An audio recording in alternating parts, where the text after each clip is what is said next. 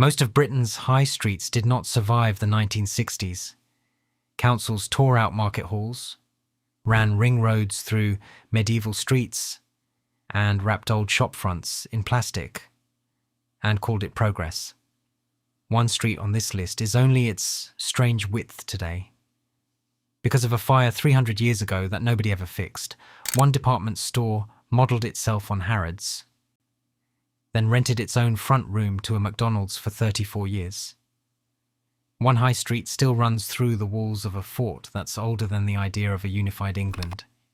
These are 10 British streets that still feel like a 1960s high street, ranked from remarkable to almost impossible to believe. People assume a beautiful old high street survives because someone protected it on purpose. Marlborough's high street survived because the town burned down 3 times in less than 40 years, and nobody wanted to risk a 4th fire. The first blaze came in 1653 during the Great Fire of Marlborough, and it tore through the timber-framed heart of the town.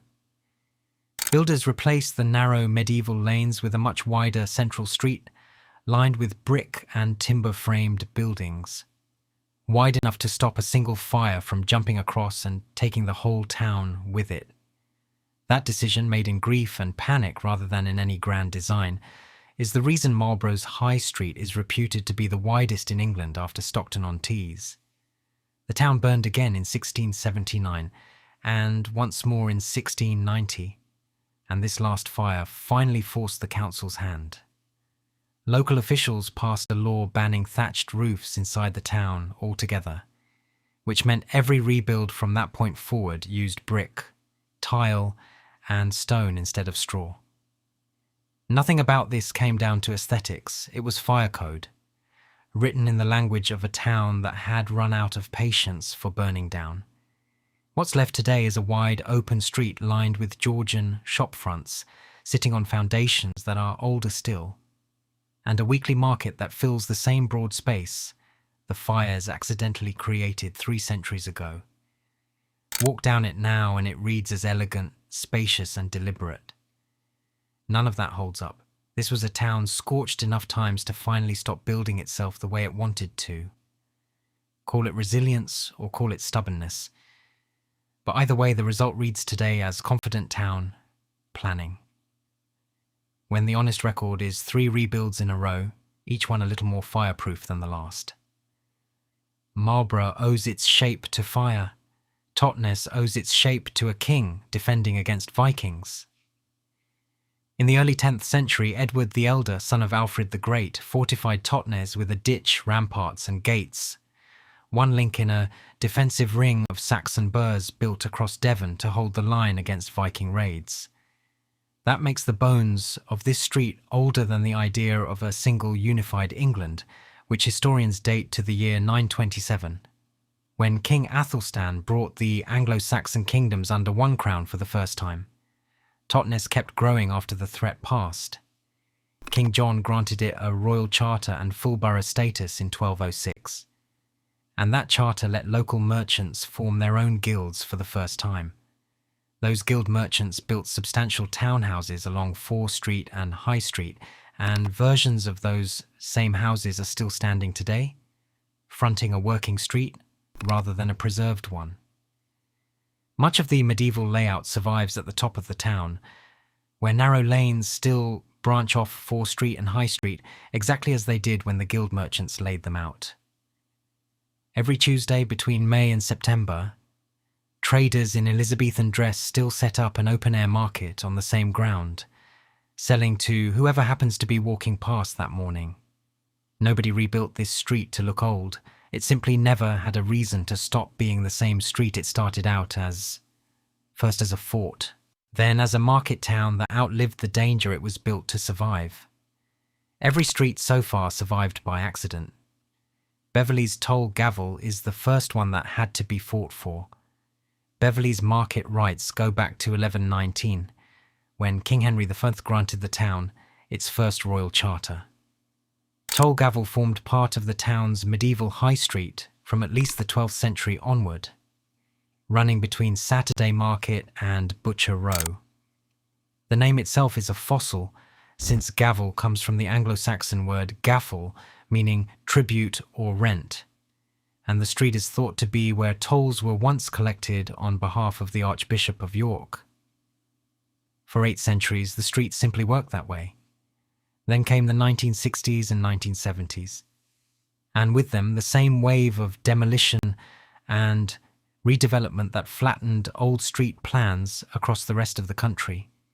Records collected in the Victoria County history show that conservation feeling in Beverley hardened specifically in the 1970s, in direct reaction to that redevelopment pressure, and residents pushed back rather than letting the old street go the way so many others had. The compromise, when it finally came, leaned clever rather than confrontational.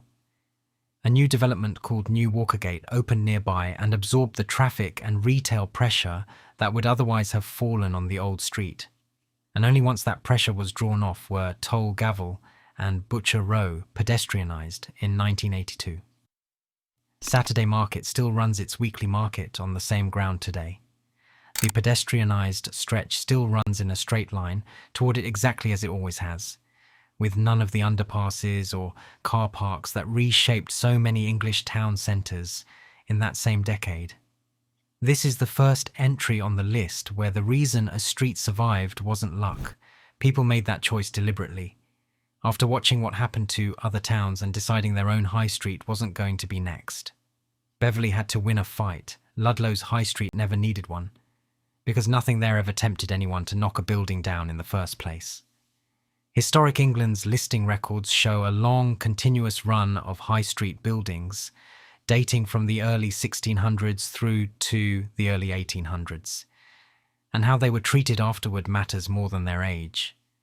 Rather than being replaced, many of these buildings simply had their shop fronts updated in place, added or altered across the late 1800s and into the 1900s, while the older stone and timber structure behind them stayed exactly where it was. Historic England's listings for a run of numbered high street addresses each show the same pattern. A shell built somewhere between the early 1600s and the early 1800s, fitted with a shop front refreshed only once, sometime in the following century, and never touched again. Shropshire Council's conservation policy for the area formalised that habit, rather than inventing it. Today, any new shopfront on Ludlow's High Street has to be designed to match the historic street scene. That means the same pattern of patching, instead of replacing, that shopkeepers followed out of habit for 3 centuries, is now written into planning law. That absence of drama might be the most convincing kind of survival on this entire list, because nobody ever had to argue Ludlow's case to begin with. It's a quieter kind of survival than Marlborough's fires or Beverley's fight, closer to simple continuity than to rescue. Nobody had to save Ludlow's High Street, because generations of shopkeepers never gave anyone a reason to think it needed saving. The street just kept working, one small change at a time, for roughly 400 years straight. Ludlow's High Street never lived through a bad chapter. Frome's Catherine Hill did, and very nearly didn't come back from it. Cheap Street, right at the bottom of the hill, is the oldest part of the picture. It dates to the Middle Ages and still carries a working leat, a narrow man-made water channel that runs directly down the middle of the street, fed by a spring beside the parish church above. Water has been moving along that same channel for longer than anyone can precisely date, and it's still running past shop windows now, instead of past medieval stalls. Catherine Hill, the steep cobbled street leading up from it, is where the honest part of this entry lives. It's a designated conservation area today, and locals call it Frome's Artisan Quarter, full of independent galleries, design studios and gift shops. But it wasn't always thriving, and this script won't pretend otherwise. As one long-time resident of the area has described it, Catherine Hill went through a real stretch of decline, with falling trade and empty shop fronts, before it became the packed independent strip of shops it is today. That matters because it breaks the pattern the first 4 entries set up. Marlborough, Totnes, Beverley and Ludlow are all stories of streets that never really stopped. Frome's Catherine Hill did stop, for a while, and what's standing on it now is a comeback. not an unbroken line reaching back to the Middle Ages. The water still runs down the middle of Cheap Street either way, indifferent to how many of the shops beside it happen to be open in any given decade. Notice the pattern running through the first 5 entries. Every one of them survived by accident, whether that meant a fire that rebuilt a street too wide to ever narrow again, a Saxon fort that simply kept being useful, a toll road nobody bothered to reroute, a habit of patching shop fronts instead of replacing them, or a slow, undocumented recovery from decline. Nobody in any of those 5 towns set out to preserve a 1960s feeling on purpose. That changes from here. The next 5 streets survived because specific people working across specific decades refused to let Britain's post-war planners have their way. Through committees, building-by-building surveys and laws that regulators actually enforced. The scale gets bigger from here, right up to a final entry involving a global fast food chain, and a wall older than the country it's standing in. Wells is where the accidents stop and the archaeology starts. An English Heritage extensive urban survey of the city went back through Wells's street plan and reconstructed its late Saxon and early medieval layout. The survey's conclusion is specific, dating the framework behind today's High Street to somewhere around the 10th century. The survey found that High Street, together with Broad Street and Queen Street, forms a triangular pattern typical of a planned market area. Not an accident of cart tracks worn into mud over time. Archival research tracing burgage rents, essentially rent records tied to specific medieval house plots, supports the idea that the earliest urban core of Wells included properties right on and around High Street from very early on. Someone laid this street out on purpose, a very long time ago, and the plan held. That's the detail worth sitting with. Most of the streets earlier on this list kept their shape because nobody got around to changing them. Wells kept its shape because the shape itself worked well enough 1,000 years ago that nobody since has found a reason to improve on it. The street still runs along essentially the same lines the Saxon surveyors and burgage holders left behind, doing the same job of connecting a market square to the buildings that face it. Walk down Wells High Street today, and it still functions as the city's primary shopping street, lined with buildings that have been rebuilt, extended and refitted many times over without ever abandoning that original triangular layout. It's easy to look at an old street and assume its age is only skin deep, a matter of pretty facades hiding a modern floor plan underneath. Wells is the opposite kind of old, because the bones underneath are the ancient part. And modern conservation law now sits on top of that 1,000-year-old grid to make sure nobody mistakes it for spare land. The shop fronts themselves are almost beside the point. Whatever sits behind the glass this year, whether it's a bakery, a bank or a bookshop, it's trading along a street grid that archaeologists can trace back roughly 1,000 years. That makes the shop itself the newest thing standing on the street by a comfortable margin. Stamford's High Street began as the main road through a Danish settlement, laid out along a line that still roughly follows the old town walls today. The medieval core is dense with listed buildings, and a large share of the buildings actually fronting High Street date from the 1700s and 1800s. Many of them listed Grade 2 or higher by Historic England. What makes Stamford different from Wells is what happened once council started looking at English town centres with fresh 1960s eyes. Rather than clearing the medieval core to fit modern traffic and modern shop fronts, planners pedestrianised Stamford's High Street in the 1970s, a direct product of the conservation area protections placed over the town's historic core. The street kept its shallow curves, its narrowing, sloping run toward the western end, and its enclosure of mostly 3-story buildings with shops on the ground floor. Because the planning decision that reshaped it aimed to protect that shape, not erase it. This is the clearest example on the list of a plan actually working as intended. Plenty of English towns pedestrianised their high streets in the same decade and lost the sense of scale and enclosure that made the street feel human to start with. Some widened pavements into featureless plazas. Others bolted on concrete street furniture, That had nothing to do with the buildings around it. Stamford didn't do that. And the same 3-story buildings with the same shallow curve still frame the street, exactly as they did when the plan was drawn up, with pedestrians now filling the space that carts and later cars used to.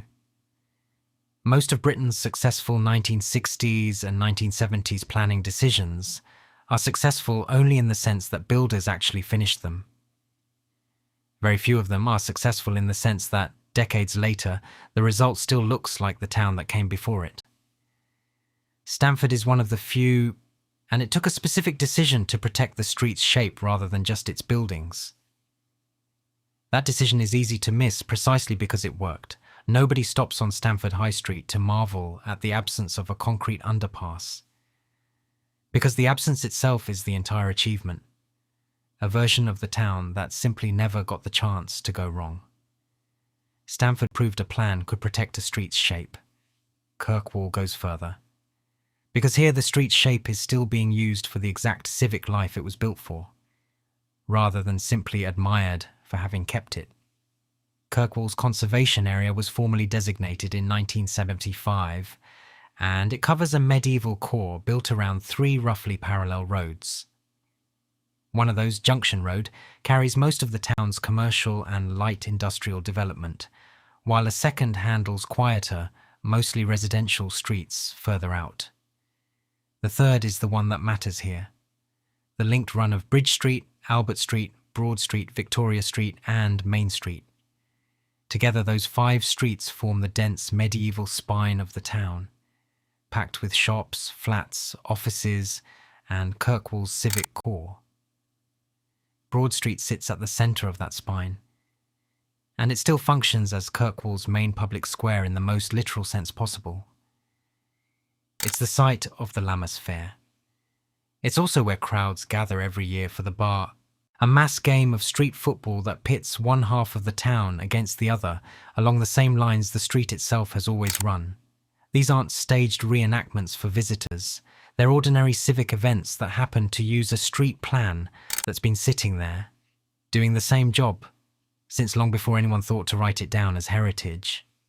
What's documented with more precision is the legal protection layered over all of it.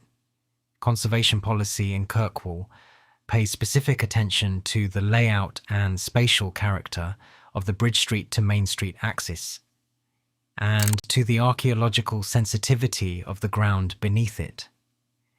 That means any change to the street has to reckon with what might be underneath it, as well as what's currently standing on it. That's a heavier form of protection than most of the earlier entries on this list ever needed. Because Kirkwall isn't just an old street sitting on old foundations. It's an old street sitting on ground that's still actively being studied. Stand on Broad Street on a market morning, or during the Bay, and the effect is different from anywhere else on this list so far. It's not only that the street looks old, though it does. It's that the street is still being used for the same overlapping civic life, trade, festival, and contest that streets like this were originally built to hold. All of that has been happening on a stretch of Orkney where England as a single kingdom was still a fairly new idea. The archaeological sensitivity written into Kirkwall's planning policy means every one of those uses, the market stalls, the football, the shop fronts, is effectively standing on top of an open case file that nobody has finished reading yet. Haworth's Main Street has a number attached to it that almost none of the earlier entries do. Haworth's conservation area was designated in 1971, extended in 1978 to bring in the Central Park and Bridge House areas, and then reviewed again in 2002 and amended in 2004. Each pass tightening the boundary around the historic core. That core is built around the same organic street pattern it always had, a built-up main street connecting older open spaces, described locally as greens near St Michael's Church and Haworth Old Hall.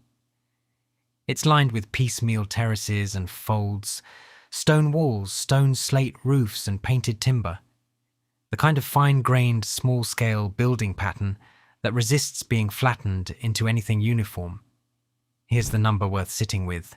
A conservation area appraisal of Haworth physically assessed 483 separate properties, which worked out to 74% of every building inside the conservation area, and scored them for how much of their traditional character survives intact.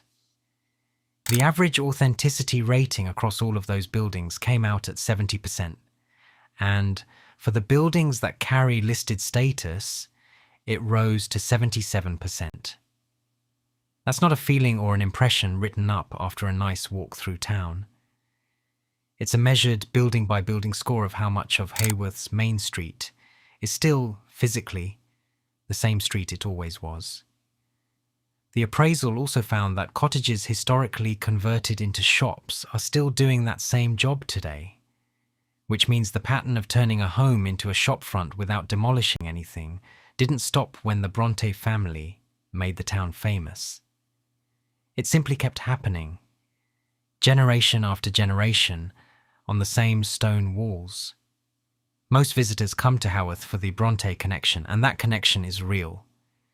But the reason the street still looks and feels the way it does has less to do with three novelists from the 1840s than with a documented decades-long habit of protecting fine-grained, ordinary buildings, rather than only protecting famous ones. A famous address gets protected by reputation alone. An ordinary terrace, the kind lining most of Main Street, only survives if somebody bothers to measure it, score it, and write the number down. And in Haworth's case, somebody did. Haworth's survival was measured in a percentage. Shrewsbury's survival is measured in centuries of continuous trade. And it ends with the single strangest fact on this entire list. Pride Hill has been known by that name, or something close to it, since at least the 1300s, when it was called Altus Vicus, meaning High Town, and informally named for a local family called Pride. Its lower stretch was once known as Corvisor's Row, home to the town's shoemakers, while grander plots higher up backed directly onto the medieval town wall. By the late 1500s, prosperous butchers had displaced the shoemakers. They did well enough out of the trade to rebuild their own shop fronts in fashionable Queen Anne and Georgian styles, some of them stamped with dated initials that are still visible on the buildings today. In 1862, Shrewsbury's first proper department store, Maddox and Company, opened directly on the site of the old Shoemakers' Row, turning a street of small individual trades into something closer to a single, unified retail destination. The Morris family picked up that momentum and ran with it for decades. Around 1902, the Morris brothers opened a grocery shop at number 26 Pride Hill, one of 6 grocery branches they operated across the town. By 1913, they had added Morris's Cafe at number 25, complete with a ladies' tea room, a gentleman's smoke room, and its own confectionery counter. Through the 1920s, they bought up the neighbouring plots one at a time and built a flagship store at the top of Pride Hill, designed architecturally after Blickling Hall in Norfolk, and modelled commercially on Harrods in Knightsbridge. It opened in 1927, a local answer to a London department store, built on a street that had already been trading continuously for 600 years. Then comes the detail that makes this entry the one worth ending on. In 1983, Morris's let out number 11 Pride Hill, a building with stone walls and stained glass, dating back to the 1200s, to McDonald's. The fast food chain traded inside that medieval shell for 34 years, serving burgers under stone that predates the Black Death, the dissolution of the monasteries and 2 world wars, before its lease finally ended in 2017. Pride Hill today still carries a mix of independent shops and national chains side by side. The same pattern of trade layered on trade that has defined the street since the shoemakers first set up there. Nobody planned for a 13th century wall to briefly hold a fast food counter, and nobody planned for the wall to outlast it either. That's the real thread running through every entry on this list. None of these streets survived because Britain decided in advance that they were worth keeping. They survived because they kept being useful, right up until it became too obvious, too late, that they were worth keeping after all. That is what makes Pride Hill the right place to end on. A shoemaker's row became a butcher's row, then a department store, then a grocery, then a cafe, then a flagship modelled on Harrods. Then, briefly and almost absurdly, a fast food counter. At no point in 600 years did the street stop being exactly what it was built to be. A place where people bought things from each other. Every one of these 10 streets is still standing for a reason nobody planned in advance. Somewhere in Britain right now there's an 11th street doing the exact same thing, quietly surviving by accident, that nobody has bothered to notice yet. Tell us in the comments if one of these 10 is your local high street, or if we missed one that deserves to be on this list.